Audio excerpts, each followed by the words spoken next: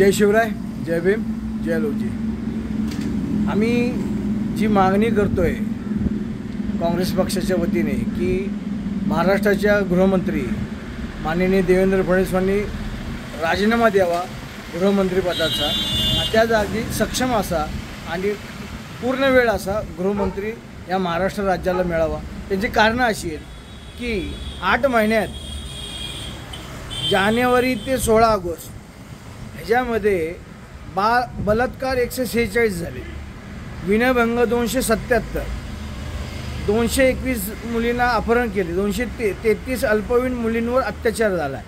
म्हणजे लहान मुलांवर लैंगिक अत्याचार प्रतिबंध करण्याचे बॉक्स असूनसुद्धा ह्या कायद्यांवर 233 गुन्हे दाखल झाले। यामध्ये सर्वाधिक कल्याण 61, उल्हासनगर 55, भिवंडी 48, वागळे इस्टेट 43 आणि ठाणे शहर परिमंडळात 26 गुन्हे दाखल झाले। त्यामुळे आमची माननीय मुख्यमंत्र्यांना, कारण ते महाराष्ट्राचे प्रथम नागरिक आहेत, त्यांना मी मुकेश मधुकरराव धिवार, प्रदेशाध्यक्ष राहुल प्रियंका गांधी सेनेचा महाराष्ट्राचा, अशी आपण विनंती करतोय की आपण महायुतीचं सरकार चालवत असताना आपल्याला BJP सरकारच्या पुढे नतमस्तक व्हावं लागतं।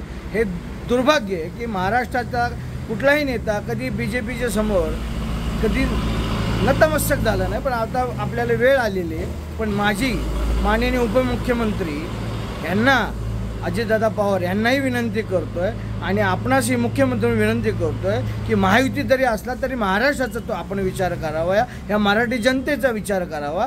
कारण काल मुख्यमंत्री तिथे असताना, गृहमंत्री असताना तिथं त्यांनी असा विषय मांडला नाही की ह्या गृहमंत्र्याचा राजीनामा घ्या म्हणून, कारण तुमच्या कधी दमक नाही, कारण महायुती तुम्हाला चालवायची, तुम्हाला खोटं सरकार चालवायचे आणि ह्या गोरगरीब जनतेच्या माझ्या माता भगिनींना तुम्हाला संरक्षण द्यायचं नाही। हे तुम्ही सांगताय, तुम्ही 50 लाख देणार, 1 कोटी महिलांना न्याय देणार आणि लक्षपती महिला बनवणार, ते सोडावं, त्यांना पहिले संरक्षण देण्याची विनंती आहे तुम्हाला।